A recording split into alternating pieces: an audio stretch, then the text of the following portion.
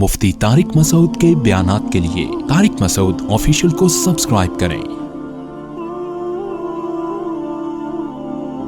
طارق مسعود official.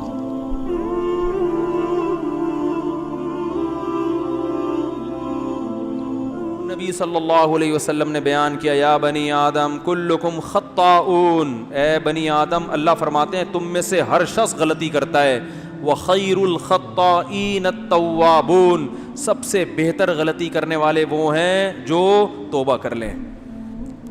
نہ تو آپ ایسے ہو سکتے ہیں کہ آپ سے کبھی غلطی نہ ہو۔ کتنے بڑے بڑے یوٹیوب پہ میں دعوے لوگوں کے سنتا ہوں، میں کہتا ہوں ان کو یار ہم کسی بڑے عالم سے اختلاف کرتے ہیں نا تو زبان لڑکھڑا رہی ہوتی ہے کہ کس عالم کی شان میں گستاخی نہ ہو جائے، اگلے سوچیں گے تو ہے کل کا بچہ، تو ہم سے اختلاف کر رہا ہے۔ آپ نے دیکھو کہ میں 10 دفعہ اس بات کو ریپیٹ، بھائی بعض علماء یہ کہتے ہیں، بلکہ ہمارے حضرت فرمایا کرتے تھے کسی بڑے عالم سے اختلاف کرنا ہو تو اپنا نام نہ لو، کسی دوسرے عالم کا نام لے کے کہو کہ وہ اختلاف کرتے ہیں اور ان کے یہ دلائل ہیں۔ اپنے آپ کو ایکسپوز کرنا نا کہ ان کی رائے یہ ہے، میری رائے یہ، بھائی ادب تمیز کہاں گیا؟ بھائی ادب کہاں گیا؟ آپ سے بڑے بڑے علامے موجود ہیں۔ دیکھو دنیا میں بھی ایسا ہوتا ہے، ایک ہارٹ اسپیشلسٹ بیٹھا ہوا ہے، ہارٹ کا سرجن بیٹھا ہوا ہے جو آغا خان میں بڑی اچھی پوسٹ پر ہے، بہت بڑے بڑے آپریشن کر لیے، 80 سال کا ہو گیا، بڑی بڑی ڈگریاں اس کے پاس، اور ایک MBBS 4 سال کیا ہوا۔ اب کوئی بندہ آتا ہے ہارٹ کے بارے میں پوچھتا ہے، یہ بولنا شروع کر دے، اس کو غصہ آئے گا نا؟ بھائی تو کل کا بچہ ہے، تیری تو سیکھنے کی عمر ہے، تو ہم سے پوچھ۔ تو ادب تمیز کا تقاضا یہ ہے کہ بڑا بیٹھا ہوا ہو تو چھوٹا کیا کرتا ہے؟ خاموش۔ سر، جو خاندانی لوگ ہیں وہ کہتے ہیں بھائی سر سے پوچھیے آپ، بلکہ خود بھی انہی سے پوچھتا رہے گا، اور اگر دلائل سے ثابت ہو جائے کہ سر کی رائے اس بارے میں غلط ہے تو وہ کسی دوسرے بڑے ڈاکٹر کے کندھے پہ رکھ کے بندوق چلائے گا، اپنی رائے کسی بڑے کے سامنے پیش کرے گا، وہ بڑا بتائے گا کہ یہ ان کی رائے کیا ہے، صحیح نہیں ہے، تو انہی کے نام لے کے بیان کرے گا۔ ہر پاگل سے پاگل اٹھ کے بڑے بڑے علماء کے خلاف ایسے کلپ بنا رہا ہے، میری رائے میری رائے، وہ تو ہے کون یار؟ تیری رائے، تیری حیثیت کیا ہے؟ یہ تمیز مار کی ماں باپ سکھاتے ہیں بچپن میں یہ چیزیں، ایک دفعہ نہیں سکھائی نا تو بس گئے، پھر نہیں سیکھتا انسان، کوئی ہے وہ ادب ہی ختم ہو گیا بالکل۔ تو کیا بات چل رہی تھی؟ تو بھائی غلطی جو ہے نا، غلطی یہ ہوتی ہے سب سے، کوئی اتنا بڑا مسئلہ نہیں، آرام سے بھئی یہ آپ نے مفتی صاحب یہ غلطی کی ہے، یہ مفتی صاحب کو چاہیے آرام سے سنیں، اچھا اس پہ غور کرتے ہیں، چلو ٹھیک ہے اب اس کو ہم تھوڑا سا اگلے بیان میں صحیح کر دیں گے، ختم ہو گئی بات، نہیں آ رہی، کیا ہو گیا بھائی؟ تو اسی طرح گھر میں اگر بیوی آپ سے کہہ دیا کرے کہ دیکھیں آپ نے جو یہ کیا غلط کیا، سنو ایک دفعہ تسلی سے بیٹھ کے کہ غلط کہہ رہی ہے صحیح کہہ رہی ہے، ایک دم طیش میں نہیں آ جایا کرو۔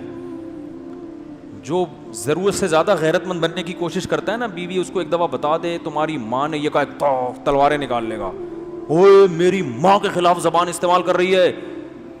بھائی تسلی سے سنو، آپ کی اماں سے بھی غلطی ہو سکتی، آرام سے، جی بیگم فرمائی، اب وہ کتھا سنا رہی ہے آپ کی اماں نے یہ کیا، آپ کی اماں نے یوں کیا، آرام سے سن کے بھڑاس نکالنے دو اس کو، اچھا میں اس پہ سوچوں گا، سمجھ رہے ہو؟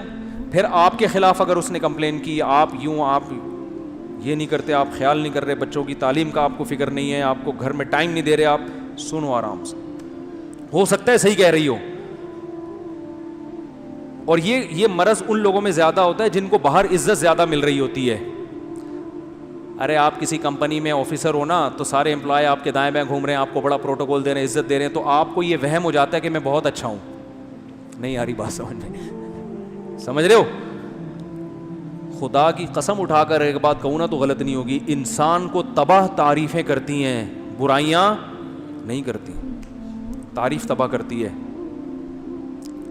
تعریف ایسی چیز ہے جب انسان اپنی تعریف سنتا ہے تو خوش فہمی میں آتا ہے کہ واقعی ایسا ہی ہے جیسا لوگ کہہ رہے ہیں۔ جھوٹ تو ویسے بھی کسی اور کے بارے میں بھی سنو 3-4 دفعہ تو یقین ہونے لگتا ہے، اور اپنے بارے میں تو پہلی دفعہ میں بھی سنو نا حالانکہ یقین ہوگا کہ یہ جھوٹ بول رہا ہے، میری زندگی میں ایک آدمی ایسا ملا ہے جس کی کسی نے جھوٹی تعریف کی تھی اور اس نے کہا یہ 100% جھوٹ بول رہا ہے. وہ ایک پیر کے پاس گیا, وہ بڑا ہوشیار لڑکا ہے. پیر کے پاس گئے کسی روحانی ٹوپی ڈرامے کے پاس نا. روحانی کے ساتھ ٹوپی ڈرامہ کا لفظ اٹیچ کر دیں ہمیشہ کے لیے. جیسے ہوتا ہے نا حضرت دامت برکاتہم, حضرت ہم پیغمبروں کے ساتھ علیہ السلام لگاتے ہیں, حضرت موسیٰ علیہ السلام, صحابہ کے ساتھ رضی اللہ عنہ لازمی حصہ ہے نا. کیا ہو گیا بھائی, فلاں رضی اللہ عنہ, فلاں علیہ السلام. تو اسی طرح روحانی جب آئے گا تو ٹوپی ڈرامہ, یہ رضی اللہ عنہ جیسے ہم نے صحابہ کے ساتھ لگا دیا, پیغمبروں کے ساتھ کیا لگا دیا علیہ السلام, بزرگوں کے ساتھ دامت برکاتہم. تو روحانیوں کے ساتھ جب بھی بیان کیا کریں مفتی صاحب ایک روحانی پیر ہے, ٹوپی ڈرامہ. یہ ایسے جیسے ایک فرض تھا جو آپ سے رہ گیا ہے. ان کو بالکل وہ کریں کیونکہ ان کی بہت زیادہ عزت ہو رہی ہے معاشرے میں, اور جو جھوٹ عزت ہے, الو بنانے پر کسی کو عزت ملتی ہے, لیکن الو بنا کے لوگ عزت, چوروں کو لوگ چور سمجھتے ہیں, پڑھے لکھے لوگ نہیں جاتے. ان روحانی ٹوپی ڈراموں میں عاشقان رسول جا رہے ہیں. جو اسلام سے محبت کرنے والے ہیں وہ ان سے متاثر ہوتے ہیں. دیکھو چور سے تو چور متاثر ہوگا, اسمگلر سے اسمگلر متاثر ہوگا, لیکن دیندار لوگ تو متاثر نہیں ہوتے نا. لیکن جو روحانی ٹوپی ڈرامے ہیں نا, ان کے پیچھے کون جاتا ہے؟ تبلیغ والے جائیں گے ان کے پیچھے. ہاں, جتنا زیادہ تبلیغ میں وقت لگا ہوگا اتنا زیادہ الو بنانا اس کو آسان ہے روحانی ٹوپی ڈرامے کے لیے. دامت برکاتہم کو میں نے ٹوپی ڈرامہ کر دیا, روحانی کے ساتھ دامت. کوئی روحانی بولے ہمیں ٹوپی ڈرامہ کیوں کر رہے ہیں, ہمارے یہاں دامت برکاتہم کا ایک فارم یہ بھی ہے, ٹھیک ہے نا, یہ اس کی دوسری فارم ہے. تو یہ تبلیغ والوں کو بیوقوف بناتے ہیں, یہ عاشقان رسول کو جو نبی سے عشق کرتے ہیں نا ان کو یہ لوگ بیوقوف بناتے ہیں, نبی کا نام استعمال کر کے اور اس طرح کی باتیں کر کے. تو خیر بات کیا چل رہی تھی, صرف انگلی رہ جاتی ہے, میں مضمون بھول جاتا ہوں. ہیں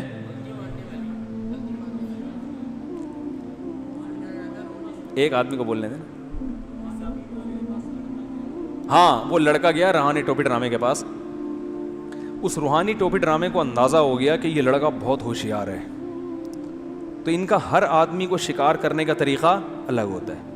تو وہ دوسرا جو مکھنچو اس کو لے کر گیا تھا نا, وہ تو الو بن گیا تھا. تو اس ٹوپی ڈرامے نے, روحانی بھی کہنے کی ضرورت نہیں, صرف ٹوپی ڈرامہ ہی رکھ لو. جب ٹوپی ڈرامے کا لفظ علل اطلاق کہا جائے گا تو سمجھ لو کس کا تذکرہ ہو رہا ہے, روحانی کا. صحیح ہے نا. اور اگر کسی اور ٹوپی ڈرامے کا ہو رہا ہے تو اس کا نام ساتھ میں لگانا ضروری. لیکن جب مطلق ٹوپی ڈرامہ بولا جائے گا تو کون مراد ہوگا؟ روحانی علاج والا.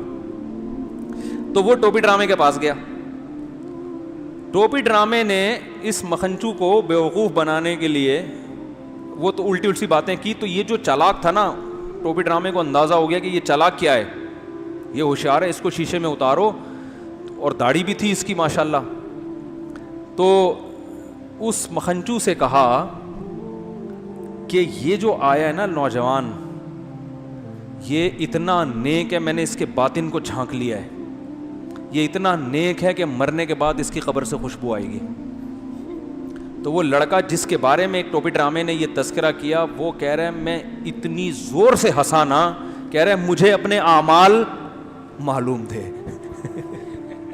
کہ میری حرکتیں کیا ہیں. پھر مجھے آ کے سنا رہا ہے, کہہ رہا ہے مجھے اس سے اندازہ ہوا ایک نمبر کا کیا یہ فراڈی ہے. کہہ رہے ہم کی تو مجھے انسان اپنے بارے میں جا کہہ رہے مجھے تو یار میری تو بخشش ہو جائے بڑی بات ہے, لیکن یہ اچھے ہونے کی علامت ہے کہ کسی نے آپ کے بارے میں تذکرہ کیا اور آپ اس سے متاثر نہیں ہوئے, کیونکہ آپ اپنی حیثیت جانتے ہیں. میں نے کہا یار آپ کے اندر کوئی نیکی ہونا ہو, یہ بہرحال یہ ایک نیکی, ورنہ لوگ چور بھی ہوگا نا متاثر ہو جائے گا, یار اتنے بڑے ٹوپی ڈرامے, یار معمولی ڈرامہ نہیں ہے, اتنے بزرگ نکل ہی نہیں رہا منہ سے, جھوٹ موٹ کبھی نہیں نکل رہا, اتنے بڑے ٹوپی ڈرامے نے میرے بارے میں ایسے کمنٹس کیے ہیں, کچھ تو ہوگا. ٹھیک ہے, سمجھ میں آ رہی ہے بات. تو انسان اپنے بارے میں بہت جلدی غلط فہمی کا شکار ہو جاتا. اس کا یہ مطلب نہیں کسی کی تعریف نہیں کرنی چاہیے, اپریشیٹ کرنے کے لیے تعریف کرنا یہ نبی صلی اللہ علیہ وسلم سے ثابت ہے. آپ نے صحابہ کی منہ پہ بھی تعریف کی ہے. وہ جو حدیث میں آتا ہے نا تمہارے منہ پہ تعریف کرے خاک پھینک دو, وہ جو چاپلوسی کے لیے کر رہا ہو, مکھن لگانے کے لیے کر رہا ہو, آپ کو چڑھانے کے لیے نا. یہ ایسے مکھن والے بھی لوگ دنیا میں بہت ہوتے ہیں, لیکن اگر کوئی آپ کو حوصلہ افزائی کے لیے کر رہا ہے تو بہت اچھی بات ہے, لیکن اس کا تو فرض ہے کہ کرے. آپ کو چاہیے آپ دیکھیں کہ واقعی یہ ہے بھی یا نہیں ہے تو اللہ کا شکر ادا کریں, نہیں ہے تو متاثر ہونے کی ضرورت, بولو بھائی, نہیں ہے. آپ کے خیر خواہ وہ ہیں جو آپ کی تعریف بھی کرتے ہیں اور آپ کے اگر کوئی عیب نظر آتا ہے تو وہ بھی بیان کرتے ہیں, لیکن عزت کے ساتھ, آپ کی خیر خواہی کے جذبے سے, آپ کو ذلیل کرنے کے لیے نہیں. تو کعب ابن مالک کو جو اتنا بڑا مقام ملا, اگر وہ غلطی نہ کرتے تو یہ مقام ملتا. اس لیے علماء کہتے ہیں بعض دفعہ انسان گناہ کر کے ایسے مقامات تک پہنچ جاتا ہے جہاں تک وہ نہیں پہنچتا جس نے گناہ نہ کی ہوں. اب یہ عجیب بات ہے نا, یہ باتیں بتائی نہیں جاتی. کیوں بتائی نہیں جاتی؟ کہ اس بہانے لوگ گناہ نہ کرنا شروع کر دیں. تو اصل میں وہ گناہ کی وجہ سے نہیں پہنچتا, گناہ سے توبہ اس نے ایسی خاندانی کی ہوتی ہے کہ گناہ کرنے سے پہلے جو اس کا تعلق تھا نا اللہ سے, گناہ کے بعد جب توبہ کی ہے تو پہلے سے بھی زیادہ مضبوط تعلق ہو گیا. جیسے حدیث میں آتا ہے, ایک عورت نے زنا کیا, شادی شدہ عورت نے, نبی کے پاس آئی, صحیح مسلم کی حدیث ہے, یا رسول اللہ مجھ سے زنا ہوا, رجم کی سزا جاری کریں. 4 دفعہ آئی, آپ نے حکم دیا پتھروں سے مار کے ہلاک کیا جائے, تو پتھروں سے مار کے اس کو ہلاک کیا گیا. آپ نے نماز جنازہ پڑھی, حضرت عمر نے فرمایا یا رسول اللہ ایک زانیہ عورت کا جنازہ پڑھاتے ہیں. آپ نے فرمایا لقد تابت توبۃ لو قسمت 70 من اہل المدینہ لوسعتہم, ایسی خاندانی توبہ کی ہے کہ اگر مدینہ کے 70 گناہ گاروں میں ڈیوائڈ کر دی جائے تو ہر ایک کی بخشش ہو جائے. تو اب ہم یہ کہہ سکتے ہیں نا کہ ان سے زنا نہ ہوتا تو اتنا بڑا مقام نہ ملتا. تو یہاں زنا نہیں ہے, زنا سے توبہ, زنا کی وجہ سے مقام نہیں ملا, زنا سے توبہ ایسی کی ہے کہ ایسی توبہ کوئی کرتا نہیں ہے کہ اپنے آپ کو پتھروں سے ہلاک کروانے کے لیے پیش کر دیا. یہ بڑی بات ہے نا کہ اتنا آخرت کا خوف کہ مجھے دنیا میں سزا چاہیے آخرت میں نہیں چاہیے, حالانکہ پتہ بھی ہے کہ توبہ کر لو گے تو معاف ہو جائے گا, لیکن تسلی نہیں ہو رہی, نہیں بھی سزا چاہیے. تو اس سے پتہ چلتا ہے بھائی غلطی کوشش کرو غلطی نہ ہو. دیکھو اس امید پہ غلطی کرنا کہ میں توبہ کر لوں گا بعد میں, یہ بہت بڑی حماقت ہے. یہ ایسے ہے جیسے اپنے آپ کو زخمی کرو اس امید پہ کہ بعد میں علاج کر لوں گا.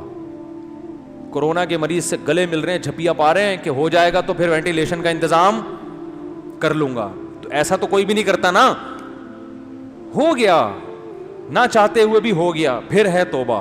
تو کعب ابن مالک نے یہ سوچ کے تھوڑی غزوہ تبوک سے پیچھے رہ گئے تھے کہ بعد میں توبہ کروں گا, بلکہ وہ تو شیطان نے ورغلایا اور کھیتیاں پکی ہوئی تھیں, پورے سال باغ پہ محنت کی تھی, گرمی تھی, اب کھجور کھانے کا وقت آیا, سارے سال کی محنت ضائع ہوتے ہوئے نظر آ رہی ہے کہ تبوک میں چلے گئے تو, اور پھر یہ بھی سوچ رہے ہیں ہم تو ہر جنگ میں شریک رہے ہیں تو اس میں نہیں گئے تو کیا ہو گیا. تو اس طرح سے شیطان نے کیا کیا, روک لیا.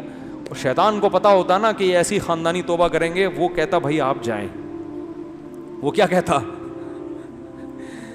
بولو بھائی, شیطان نے قسم اٹھائی تھی نا اللہ سے کہ ان سے نافرمانی کرا کے چھوڑوں گا.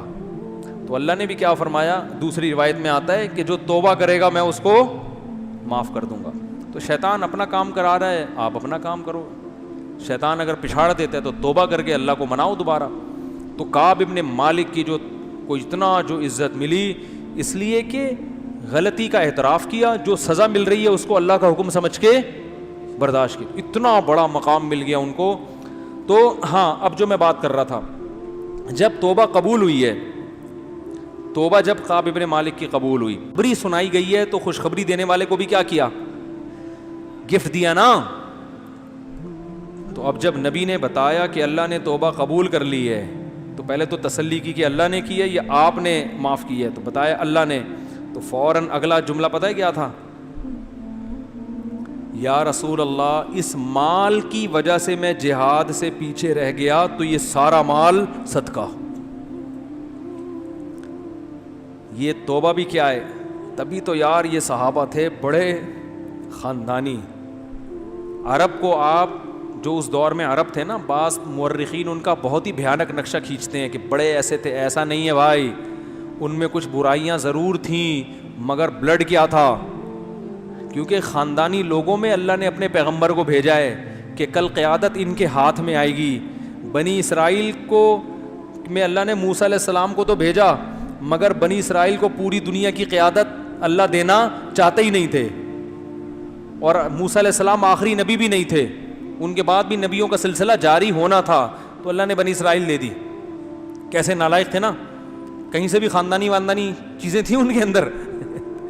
چند ایک کو چھوڑ کر, چند ایک کی تو اللہ نے تعریف کی ہے, لیکن بنی اسرائیل میں اکثریت کیا تھی, جس بات کا حکم دو یہ ہر بات میں, اور یہ سخاوت تو تھی نہیں. لیکن ادھر صحابہ کو دیکھو کیسا برداشت کیا انہوں نے. وہ یہ کہہ سکتے تھے کہ اگر میں نے گناہ کیا تھا تو پہلی بات تو یہ کہ میں ہر جنگ میں شریک رہا ہوں, تو ایک غلطی ہو گئی تو بس میں نے 2 رکعت پڑھ کے اللہ سے توبہ کر لی, تو معاملہ کیا ہو گیا.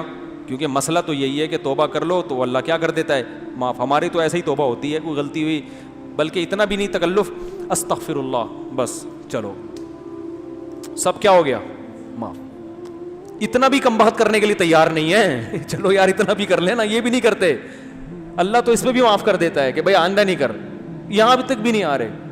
تو پہلی بات کعب ابن مالک کہہ سکتے تھے کہ ساری زندگی جہاد کرتا رہا, ایک غلطی ہوئی, اور ویسے تو غلطی ساری زندگی بھی جہاد نہ کیا ہو, ہر دفعہ ہی انکار کیا ہو, تو جتنے بھی بڑے گناہ ہوں ایک توبہ سارے گناہوں کو کیا کر دیتی ہے, معاف. تو مسئلہ تو یہی ہے, علماء سے سنا ہے, مسئلہ تو یہی ہے, بس 2 رکعت بھی نہیں پڑھنے کی ضرورت, توبہ کر لو, کیا ہو جائے گا, معاف. اور واقعی معاف ہو جاتا ہے. اللہ کا قانون بھی یہی ہے کہ آئندہ نہ کرو, یعنی عزم کرو آئندہ نہیں کروں گا, نا نا نا نا, اتنا نہیں, بلکہ ساری جنگوں میں شریک, اور اس کے بعد بھی پھر 40 دن جو بائیکاٹ ہوا اس میں جو ٹینشن ہوئی ہے, کہہ سکتے تھے کہ چلو میں نے توبہ بھی کی اور دنیا میں اس کی گناہ کی سزا بھی اللہ نے دے دی. جو 40 دن میں ٹینشن میں کہ نبی کو سلام کر رہا ہوں تو سلام کا جواب نہیں دے رہے, میری طرف دیکھ نہیں رہے ہیں, سمجھ رہے ہو کہ نہیں سمجھ رہے.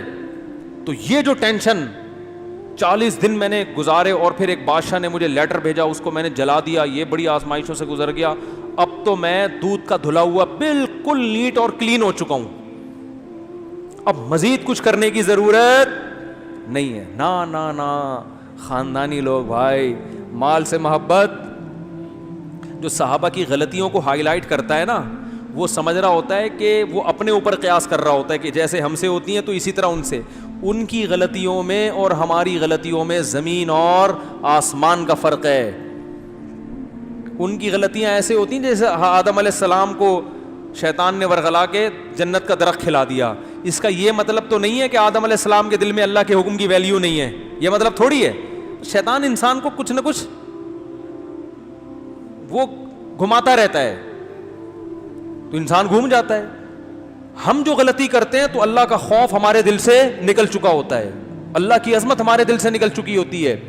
تو صحابہ کے دل سے اگر اللہ کی عظمت نکلی ہوتی تو اتنی قربانیاں جو انہوں نے دی ہیں وہ قربانیاں نہ دیتے.